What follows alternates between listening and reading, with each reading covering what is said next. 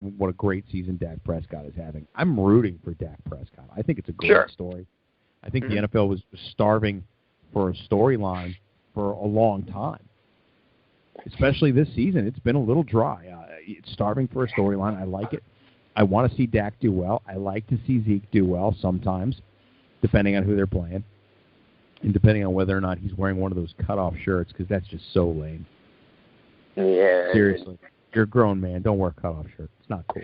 Zeke. We know you. We know you haven't had. You're like Derek and Step Brothers. You haven't had a carb in 8 years. That's great. Good for you, buddy. But lather these babies up every day. We get it, buddy. But yeah, just a whole shirt, it wouldn't kill you. A whole shirt's a nice look, dude. A whole shirt. Grown men shouldn't wear that shit at all, ever. No, I agree. But, is he your NFC Rookie of the Year? Yeah, he is. Yeah, I mean, he may very well be your NFC. Well, NFC are the Conference Player of the Year, and then they just have the NFL MVP. Yeah.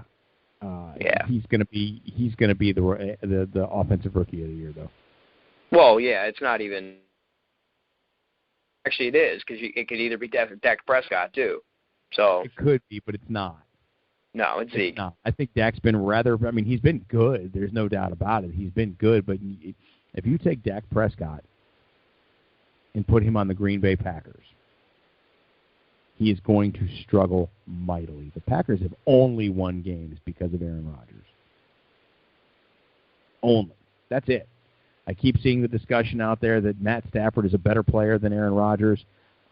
Yeah, Matt Stafford's in the conversation. Is a very good quarterback. He's played very well. Having a very good year. Not taken away. I'm very, very impressed with the Detroit Lions. And I think now speaking of this, I don't, going into the whole racial, I don't agree with it, because Jim Caldwell, to me, is Coach of the Year.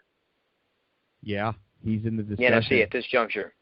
He's in the discussion. Remember, I've said to you now for over a year that based on what I saw in Detroit last year, about the last 8 games that season, when that team really was banged up and in a lot of trouble, they played their ass off for Jim Caldwell. They played their ass off for him.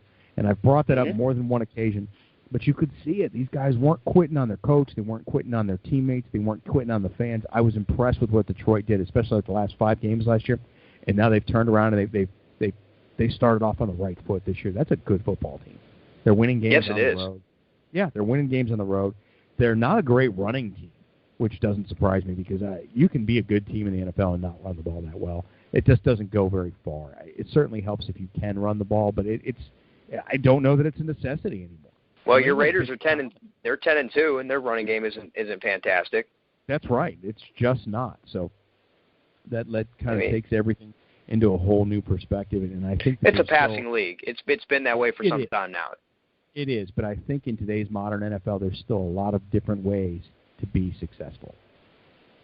Because watch out, New England Patriots, LeGarrette Blount can still run the football. A guy like that can take over a football game. You notice Brady's fantasy numbers in particular have been lower and lower week in and week out because they don't have to do much.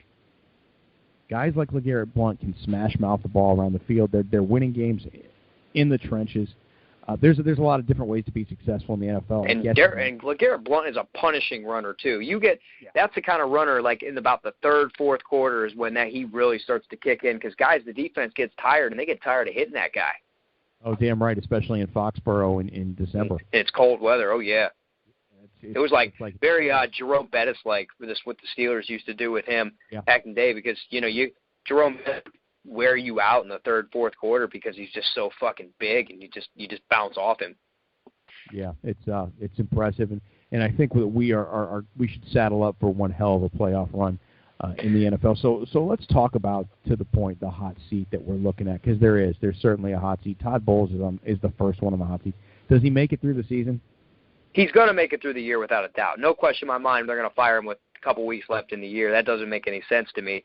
I don't think they're going to fire him because of the fact they did win 10 games last year. All the things. They have nothing to work with. Darrelle Revis, I mean, it's retirement time. I don't see where Darrelle Revis plays another year after the way he's looked this year. I think it's time for him to retire. Like I heard someone say today, it's not Revis Island. The only island Revis is on is by himself because he's giving people 8 yards of cushion when he defends them. And then pushing them out of bounds. He's not impressing anybody. So that being said, they have no pass defense. Their linebackers are slow. They have no quarterback, which is well documented. Actually, I have to say, I'm pretty happy now they took that shit last game of the year against Buffalo on the road, because that was the difference. Because of that game is why Fitzpatrick didn't get a multi-year deal. Now the Jets only had him for 1 year. They're done. They're done. I cut all ties with him after this year. They just signed him for a multi-year deal after they had made the playoffs, gone to Buffalo. We've been stuck with him. So that might actually have been a blessing. It was. It worked out to their favor. They got to see their future. They got a glimpse into the crystal ball, and they realized that Ryan Fitzpatrick is not worth big money, especially at 34 years old. He is a C-plus player. No, but what I can see them doing, good. Yeah, he's very average. Always been. That's just who he's always been. Now, what I can see them doing as a Jets fan, I know how they operate. I could see why not try to grab a Jay Cutler in the whole hopes that Brandon Marshall stays another year. I think that is as accurate a thing as you've ever said in your life. I really do. I think that Brandon Marshall and Cutler have experience together. They know each other. They can get on the same page. They had monster games together. I recall a Monday night game in Denver when Jay Cutler just was a monster, and it was because of Brandon Marshall. But God Almighty, do you really want to put your faith in Jay Cutler?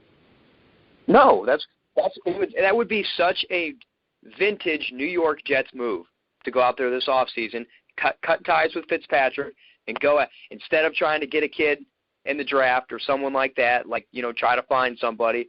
They're going to go try to get an older Jay Cutler who is exactly who we think he is.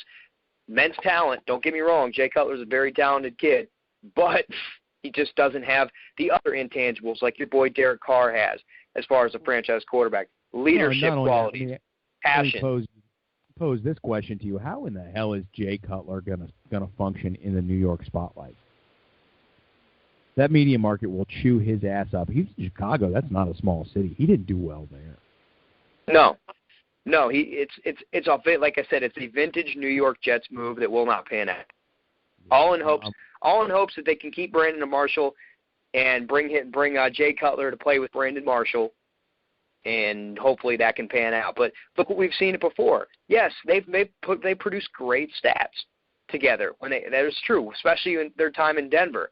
But you got to think that time in Denver was about 7-8 years ago now. I think it was longer than that. It might have been closer to 10. When they had that, and you expect to rekindle that magic, when they were a lot younger. Injuries have happened since. Both guys have been paid a lot of money since. It's not the same, and it's not going to pay dividends. But I know my New York Jets, and that's something they will do. Yeah, sadly enough. Who else is on the hot seat around the NFL? It looks like Marvin Lewis is all but gone.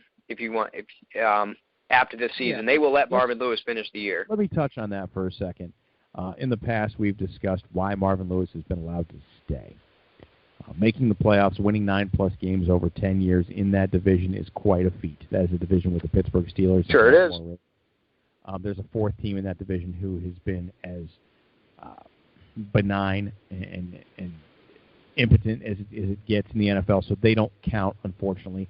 But Pittsburgh and Baltimore, those are two teams that year in and year out have the potential to win the division and more potential to win the Super Bowl. Those are good franchises. And Marvin Lewis competes in that division for 9-10 years.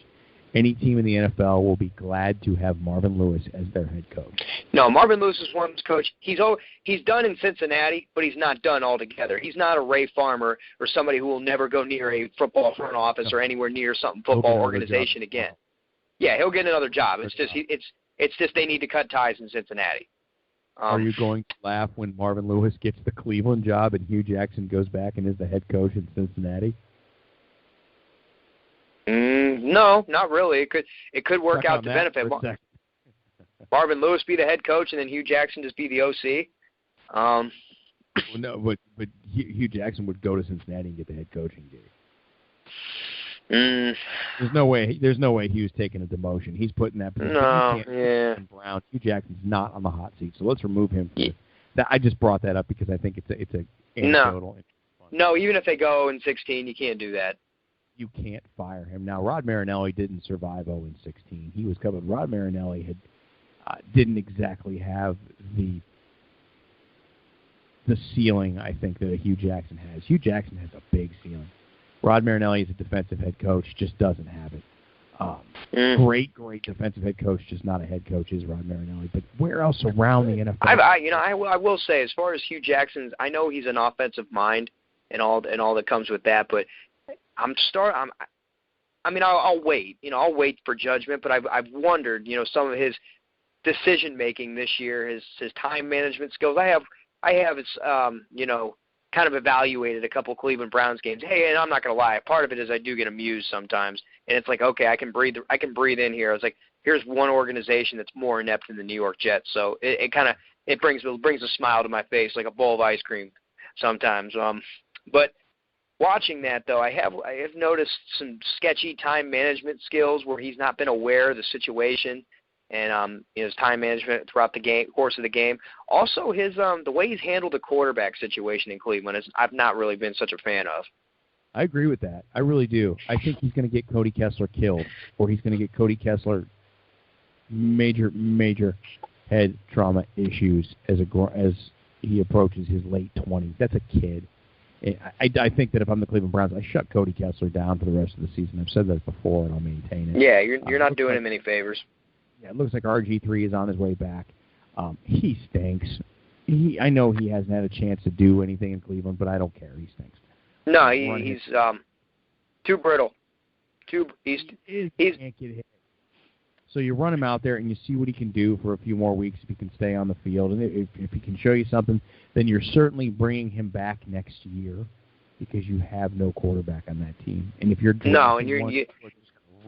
don't go draft. You don't go waste if you're the Cleveland Browns, you don't go waste a first-round draft pick on a quarterback. Your problems are much more sinister than that. You need to just build from. You're going to ruin a kid's career. Again, it's the Dak Prescott example. If Dak Prescott ends up in Cleveland, he's not even discussed. Except for me sitting here going, get that kid off the field before you give him another concussion.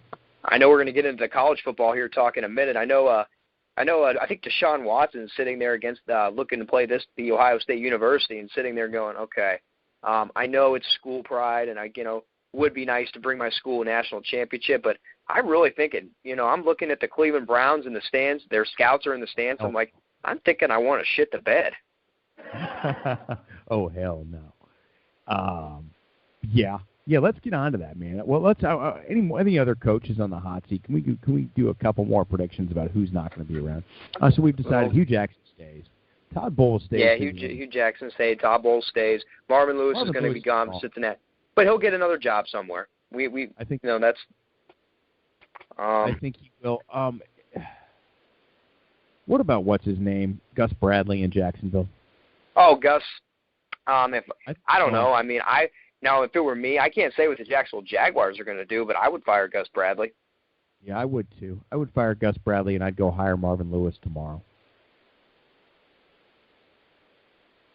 I would do that. I mean, let's see. Is there anybody we've missed on this exclusive list here? Chip Kelly. Chip Kelly. How do you bring Chip Kelly back? How do you do that? For the whole sake, he had 1 year. I don't know if you fire somebody after 1 year, especially. And me personally, I look at it like, yeah, it's obvious that Chip Kelly's personality, the way he handles his programs, he's more suited to be a college head football coach. Where it's not, he is not a player's. In NFL, you have to be a player's coach. Where he is not. He's about the program, the core. It's got to be his show. So yeah, and I'm not. He's just not a good football coach in the NFL. His offense, he's gotten some good things out of some quarterbacks, but I'm sorry, he's not a good football coach. No, the way he wants his quarterbacks to play, that read option, that kind of deal, that belongs in the Pac-12. That does not belong on Sundays. It doesn't, because you know what it does is it gets adjusted to. NFL defensive coordinators have a plan on how to stop that, and they have that plan in mid-game. And here I thought this the NFL, they can counter it right away. And, when you get you don't even just lose a football game to Chicago Bears, who in themselves are not a good football team whatsoever. You go there and you get embarrassed like they did. Oh, yeah. I'll tell you what, pre-Saturday pick show right here, baby. the barn burner of the weekend, the New York Jets going to the Bay to take on the Niners. What